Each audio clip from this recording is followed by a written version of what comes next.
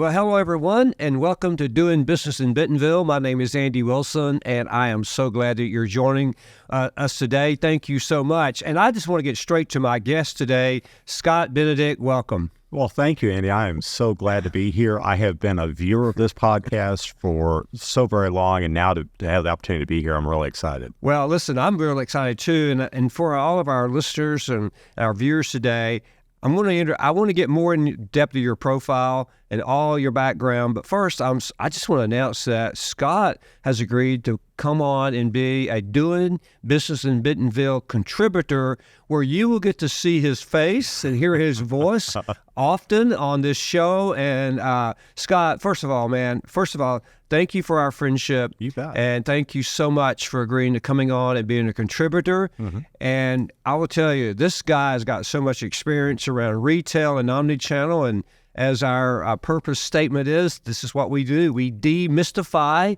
and advance omnichannel. And you're the guy that's going to help us continue that even more. And not only am I excited to have the opportunity to do that, I really see the need for it because, and we'll talk a little bit about my background, but I think there's a need in our community to talk about this subject and dive deeper and just help the business community to be successful in what is a very omni-channel world. We've used that term for years, but it's really starting to come to life now in ways that is both exciting and challenging to folks that I know are viewers, listeners of the podcast. So I'm really looking forward to the conversation. Well, I will tell you, Scott, just as a way of introduction, let me tell you, you need to go just check him out on LinkedIn because he's done so much and he's just getting started, I think, in his career. So like me, it's like we got this second opportunity or whatever you call this. And, man, we're having so much fun around this great, wonderful thing of retail and the changes that are taking place in front of us and what's in the future. We're going to talk about some of that today. Absolutely. Actually. But first of all, Scott and I worked at Walmart, and Scott even went over to the sound side. Yeah. He's got a lot of that experience. But you're also a partner with McMillan Doolittle, which is a great company. Yes. Yeah, I'll tell you. And it's interesting because in a number of cases throughout my career, I've been friends with an organization before I go to work there. And McMillan Doolittle is an example of that, where I've known the team there for a number of years, have collaborated with them, and then the opportunity came up to actually work alongside them. And they actually, they're Chicago-based. I'm a child of Chicago, so we have that in common as well. But what I find really compelling about them is that their clients are both brands and retailers, not only here in North America, but they're part of a larger network that serves the retail community around the world. And so it's an exciting opportunity to kind of collaborate with the team to help brands and retailers to be successful in, to your point, is a rapidly changing industry and a rapidly changing business. Right, it is. You're so right. And now Scott's very, very involved, and he's done some time in Texas, and then you've worked with other organizations. Again, you just got to check out his profile. It's so exciting in depth, and you've been a professor, adjunct professor. Yes. I mean, you've taught, you've been in retail, you've worked everywhere. Yeah. And, but I just got to tell you, though, one of the things I'm so excited about, and actually it happened today, that Scott today has been really, I think, honored to be part of Rethink Retail, and you are recognized as today as a retail expert for 2024. Yes. Okay, what does that mean, man? I'm sitting across from a retail expert. Well, first of all, it's only taking several decades to become an overnight sensation. So there is that. But no, we think retail is an organization that's deeply involved in our industry and is kind of a great kind of collecting point of knowledge and thought leadership. And every year they look across the retail spectrum and look for folks in various parts of the industry. And if folks take a look at their website, you'll see that whether you're in consulting, whether you are a retailer yourself, if you are in supply chain or marketing or whatever aspect of retailing you might be involved, they really look to cultivate experts. And then there's such a wonderful community of the folks that are part of that designation, to where the exchange of ideas and the networking, the opportunity to talk about this industry that we love is just so wonderful. So I'm so thrilled and honored and humbled to be part of that group, I have to say. That's got to be honored. That's got to be humbling for you. It is. It's exciting. And you're going to be spending time with them and coming up at an event in New York, I believe. Yes, is that right? Retail Federation, the big show every year, is, like the name implies, a pretty big event. Yeah.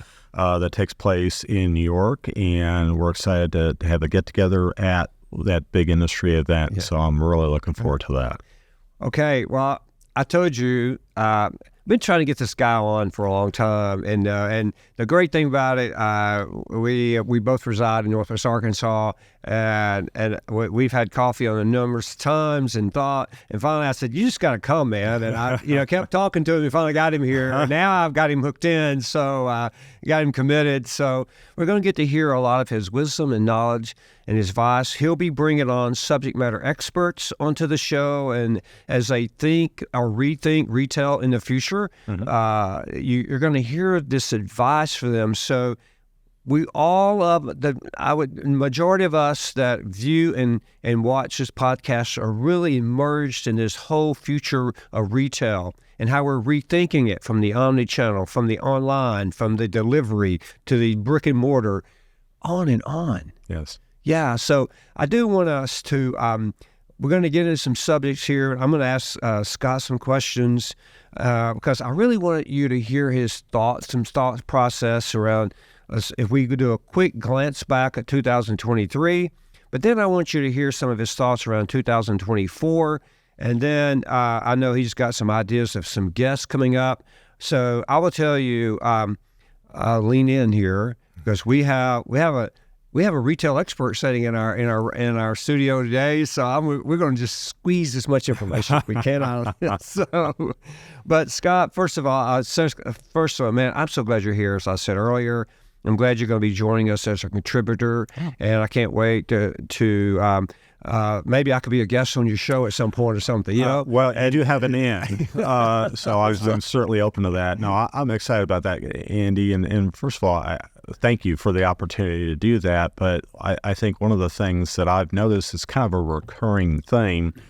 One of the things that attracted me to retailing is its dynamic nature. It is always exciting. It's changing. I used to tell my students at Texas A&M, it's never boring. That's part of what I love about it. And career, and that's never been more true than it is right now, particularly the way that the industry has evolved and the consumer has evolved in the post-pandemic world. And what I love about the opportunity that you all have given me to kind of talk about this subject is the fact that, I used to field a lot of questions, including when I was in academia, about which part of retailing is going to win out, the digital side or physical stores. And the recurring theme in my answers was, why does one of them have to win out? It's really the two things work together to serve a consumer. So it's not an or, it's an and. And prior to the pandemic, people would kind of politely nod their heads and say, well, yeah, Scott, sure.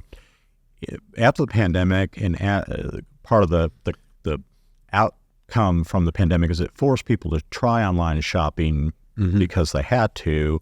And then as the pandemic waned and people had the choice, the weaving of the two together in terms of how people shop and what their path to a purchase is has really started to come to life the way that some of us thought it would 10 years ago, and what we thought it might take another 10 years to happen. Right. No, it's really unfolded here in the last few years. You're so right. And, the pandemic is a date, isn't it?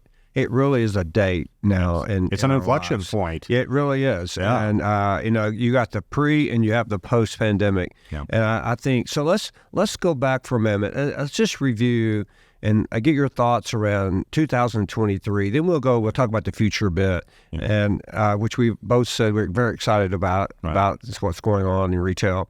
So as we look back, just glance back for a moment, what are some of your thoughts about 23 and from a retail, customer process? Yeah, I think one of the first things that occurs to me when I get asked a question like that is we started to experience what I would call the new normal of retail. In other words, pandemic transpires. There's a huge shift towards online shopping out of necessity. And out of safety, that then as vaccines were available and people were able to get back out into stores, then there was kind of a shift back into physical stores, and now it's kind of settled in. 23, I think, will go down as the year. 2023 as things started to normalize in how the relationship between the consumer and brands in terms of their use of digital and physical stores to research a purchase and then ultimately to make a purchase. It started to normalize into what I think it will be over the course of the future. So I think that's the first thing. Obviously, the second thing is the role technology is playing, and artificial intelligence and other aspects of technology in making the retail experience better, more efficient, and that we could have a whole podcast about that. In fact, I'm going to try to here in the future. But the technology piece, I think, is two. But I think also there's now a new generation, Gen Y and Gen Z, that are becoming adults coming into the new peak spending years. And what's interesting about them as a generation is they don't recall a time like you and I do before websites, mobile apps, smartphones, in digital retail. So this consumer that's now coming into their own, getting out of college and starting their lives, this is now a different generation than a generation like ours that had to transition into digital retail. They grew up in it. Good point. Yeah. Right? So, you think about, as we look at 23 for a moment too, one of the things, there's been many reports released around how much online shopping, 200 billion, I've heard those numbers, above that, even excess of that.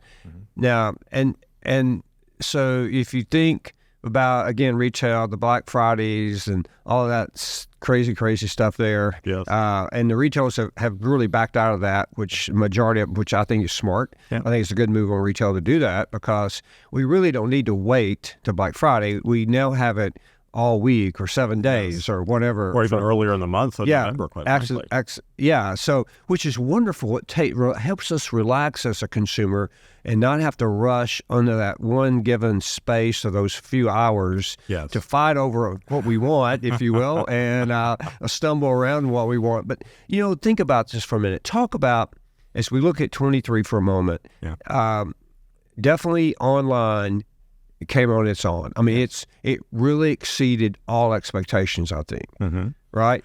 Well, I think some of us would go, what we thought was going to happen, like I said, 10 years ago, has now happened. So yes, it is a bigger thing.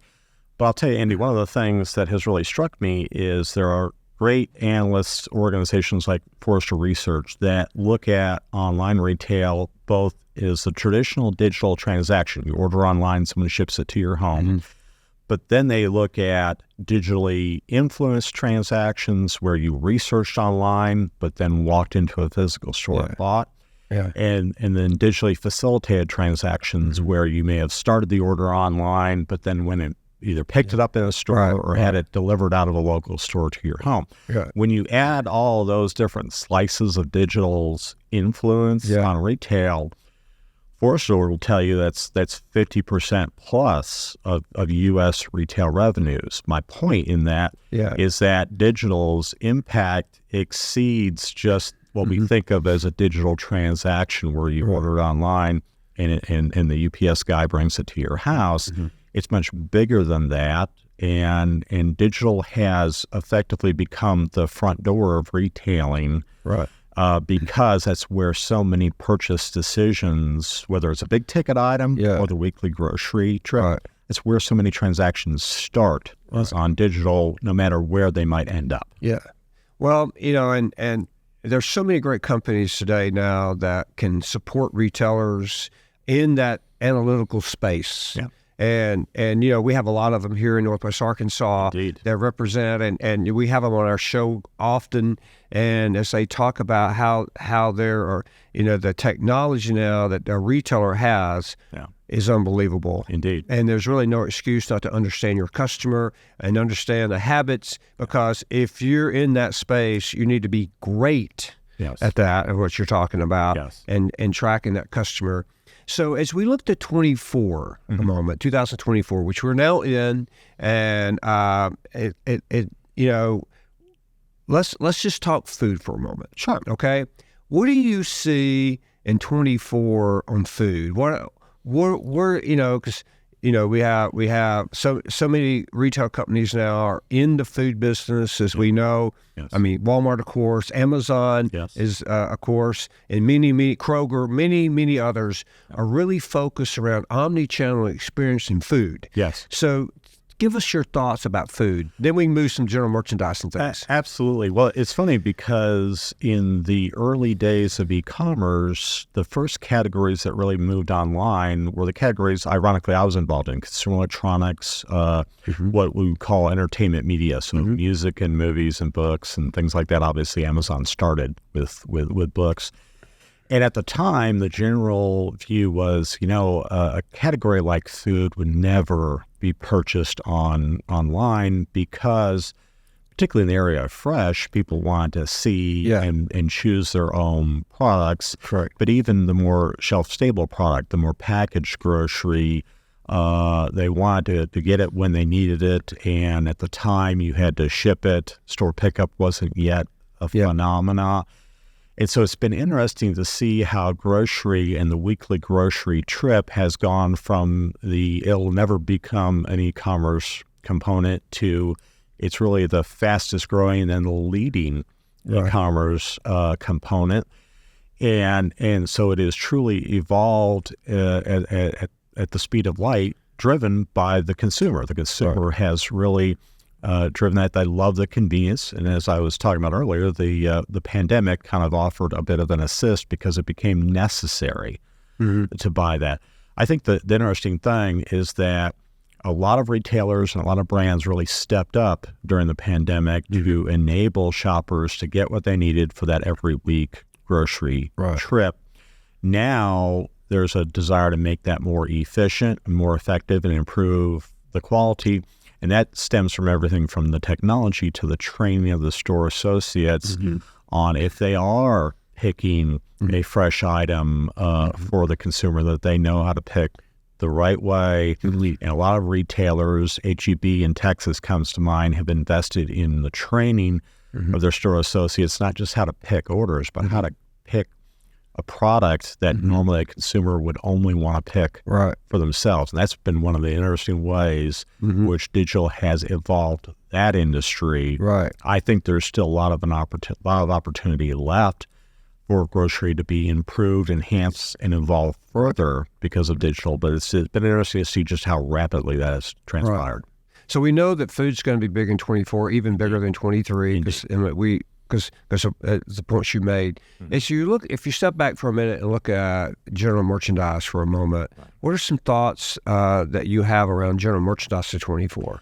Yeah, well, it's interesting because, as I said, a lot of general merchandise categories, including the businesses I came out of in consumer electronics, were kind of first movers in digital. And then when a lot of the focus and attention went into grocery, it felt like both retailers and some brands a little bit let off the gas, if you will. They didn't put as much focus in it as they should. And I think that when that happens, and that's not universal, but I've seen examples of it, they kind of do so at their peril, because that's still the way the consumer wants to shop, because in many cases those are more complex paths to purchase. The consumer does more research about a product, wants to compare one product to another, read ratings or reviews. So it's a more considered and researched product, but in some cases also there's the convenience of not having to take what is a big and bulky or a complex purchase, and do it in the store, but kind of help that get delivered to their home, or to set up the service component. I'm thinking about tires as a good example. Can you find the right tires, but you can set the appointment to have tires put on your vehicle. Right. That's a big ticket purchase that digital has made a lot easier, a lot more effective. But there's things like mattresses and big screen televisions and outdoor furniture where it's a wonderful convenience for the shopper, in addition to the fact that they can learn more and make a more intelligent purchase online that in some cases they can do in a physical store. Right. So definitely online is 24 is definitely going to continue to grow. Indeed. I think like you said, around the general merchandise side is going to grow. The food side is going to grow. So if you step back and look at 24 for a moment, we know for a fact that it's going to build upon the foundation that's already set.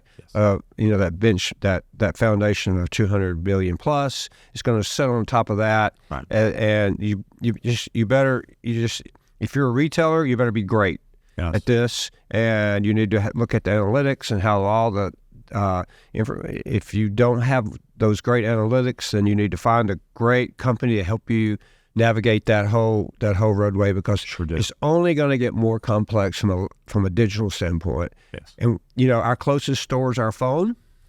And so that's our shopping. That's exactly. And you got to be able to, especially on the apparel side, you got to be able to how does it look on me? You got to, I got to be able to put it on. I got to move. I got to look at the colors. I got to do all this kind of stuff, One other thing I read, and I want to get your thoughts, I read that it seems to be really, that whole category of beauty is growing online.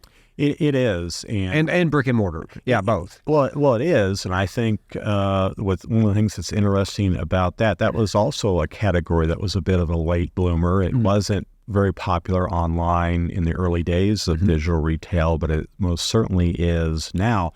One of the neat things about it is that it is a very SKU-intensive category. In other words, if you think about whether it's cosmetics or fragrances, there's a lot of different choices a consumer can make, and in many cases the challenge is to find the shade, the color, the brand, the item that appeals to them as an individual. And men and women come in different sizes, colors, nationalities, ethnicities, and finding the right product for you in a store is sometimes hard. It's made easier online. That's part of what's driven that growth. And then really smart retailers have used technology to enable people to try things on, or to try different, imagine what they would look like through some of the neat technologies out there with a given shade or different color of cosmetics, or to try different things. And that's helped that industry grow online, because it makes finding the individual product or the types of products, or even just research those products, made it a lot easier. Right. So. As we glance back at 23, I do have a question, though. Sure. As we glance back again at 23, we know that what we call off-price retailers have in 23 did wonderful, based on the economy, based on the inflations that we all seen in 23, and a lot of that's still with us, no doubt. But we know, companies like Walmart, Dollar General, TJ Maxx, many others have. 23 is a great year for them. Yes. No question about it. And wonderful. We're proud of that. As we look to 24, of course, a lot of this is driven by the economy outlooks, we know. But as you look at 24 and think about what we call just off-price retailers, right. What's your thoughts on off-price retailers as they move into? We know that Dollar General is having some struggles. Yeah. We know that. We've read that. It's public news. They've making some changes. Yeah. And they're everywhere now. And I even seen a picture of the day with one on the moon, and it could happen. But anyway, so as you look at Dollar General, the dollar stores that we call the dollar stores generally, you look at the off-price, the TJ Maxx and Kohl's and others. You look at the Walmarts of the world. So 24, what do you think? about that group? Well, I think they'll still have an opportunity to be successful, but how they accomplish it may be different from one to the other. And here's what I mean by that. Obviously, being here in Northwest Arkansas, we've had a front row seat to how Walmart has done that in offering incredible value on products that are mainstays of life and making them available both online and in physical stores has been part of what Walmart has made Walmart successful. But then when you look at Dollar General, one of the things that they are so well known for is the fact that they have stores in communities that if they weren't there, those communities would be underserved, a lot of rural communities. Right. And that sort of thing. Where their struggles have been in more operational areas, but they play a valuable role in the ecosystem of retail and the consumers that they serve that aren't always served by others. So you almost want to root for them. I certainly do as a student of retailing to hope that they'll get through those issues and be successful because they play a role. Right. The off-price retailers, the TJ Maxx and the Ross and the Burlingtons, they also play an important role because they offer an outlet for products that maybe didn't sell in traditional retail. So the brands are helped by having an outlet, and obviously the consumers are helped by they offer tremendous value. What's interesting about them is their success has been almost exclusively in stores and very little online. So they're kind of very opposite of someone like Walmart, whose success is the combination of digital and physical together. The off-price retailers have openly said, we're putting less emphasis online and more in stores. And some of that, I think, stems from the fact that their assortment changes out so often. It's not the same products all the time. And so they found it more difficult to execute online than Walmart does or than even the Dollar General does. So how they accomplish that success is different, but the connecting tissue is value in an inflationary environment. And that's part of what has made all three of those very, very successful segments of retail. I think that's a great observation. All those things you put together, I think that's a great observation of retail. Again, as we look to 24, we know technology, as we've already talked, is going to play a key role with the consumer. Yes. And we know that's critical. I think, the retailers you've just got to know your customer and your consumer.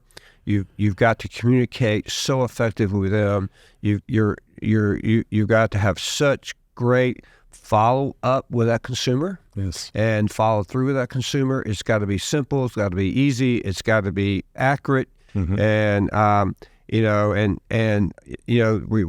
read and a lot of returns or some changes have been made in returns. So as a consumer, we got to watch out for that. You got to learn that. There could be some changes on the way in 24. We've read that. Yes. So, again, I think it's going to be a great year in 24. Yes. I think it's going to be a bit different than 23, and a lot of it's going to be driven by the economy, I think, as you have said. And then I think as a consumer, you really have to pick your brands through the relationship and the trust and communication and how well they get to know you. And if I was a retailer today, I got to get to know my consumers, I said. Yeah, and that's, Andy, that's one of the recurring themes that, the fact that being successful in retail, whether you're a brand or a retailer, the customer is the epicenter of how to be successful. But what's interesting is how you accomplish that is changing. How you interact with the consumer is different. But the fact that you need to, that part never seems to change about retail. And to your point, how you accomplish that is part of what's evolving and changing for those of us in the business as we try to serve the consumer more effectively. Yeah. Okay, let's switch gears. Sure. Let's talk about you again in your upcoming show. Okay. Let's talk about that. As we already said today, that you're going to see Scott on Doing Business in Bentonville. As I mentioned, he's going to be a contributor. But talk about your show for a moment, okay? Right. And the name of your show, only you announce that, and then some of the things, sort of where you're going to go with that. So tell our viewers about your show. Sure. So we've come up with a name of the Digital Front Door as the name of the show, and you've heard me reference that earlier. part of what inspired us to come up with that as the name is something I mentioned earlier, the fact that how the consumer's path to purchase has evolved as digital retailing has become more mainstream is not only part of what I think is very relevant and important in the context of omnichannel retail and what doing business with Bentonville's mission is, but I find that both consumer brands and retailers, from the biggest and most successful to the smallest upstart, really have not always put all the pieces together as to what drives success. And it feels like there's an opportunity to pull in subject matter experts and topics that tie back to how digital is the front door and how a consumer engages with your brand, whether you're a consumer brand or a retailer. It feels like it really garners more conversation, more insight, and some best practices and some great learnings. And it feels like we can be a very useful, powerful tool for our community to pull in the subject matter experts and to dive deeper on some of those subjects that I know from my experience, both as a consultant and as an educator and as a retailer.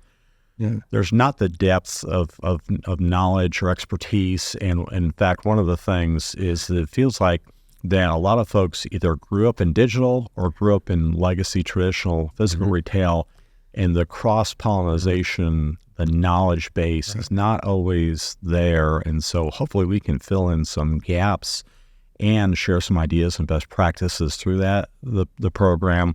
I'm hopeful will be really useful to our community and to your viewers and listeners. So. Well, I'm excited about the retail media front door. I'm excited about that. I love it. I think, what you do, I think what the name does for me, it is what you just said. It's a combination of both. Yeah. You got to walk through the front door. Either it's physically or it's on that phone or your device, and that's your store. Yes. But you're going to be talking about to all of you that view and listen to this podcast, most of you in the retail business, and you're providing information, knowledge, technology, et cetera, to these retailers.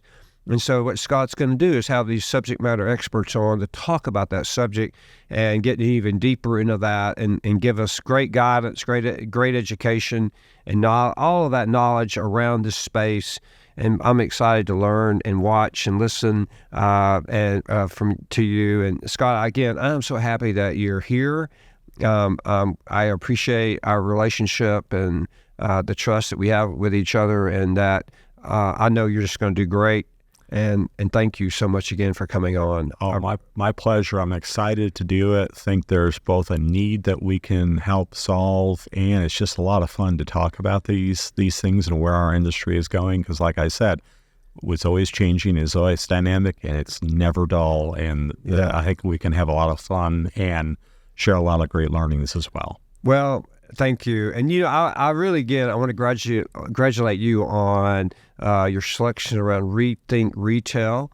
That's wonderful that they've recognized you in that space. And I tell you what, I would love for you to do. I'd love you to come back from your conference you're going to in New York around this Rethink Retail and share what your learnings with our viewers and listeners in the next few weeks. Would you do that? I absolutely will. Good. I love it. And then I may sit over there somewhere and just listen to you. But let's do that. But Scott Benedict, again, thank you so much. I'm looking forward to the future. And again, for our viewers, thank you so much for joining us today. You can always find us on your favorite streaming channel from Apple, YouTube, and our Spotify. Or go to our website. It's dbbnwa.com. All of our podcasts are there. Plus, you can get tons of articles around this retail space. We're constantly writing articles and posting articles that are on this space. I'm sure Scott's going to have some articles on there too that you can review. But follow Scott on LinkedIn. If you don't, you need to check him out on LinkedIn, because he has a lot of information on there. He's always talking about retail. He's always sharing ideas. And again, Scott, thank you. And I look forward to our future together, my friend. As do I, Andy. Thanks a lot. Thank you, everyone, for joining us today. Have a wonderful day. Thank you.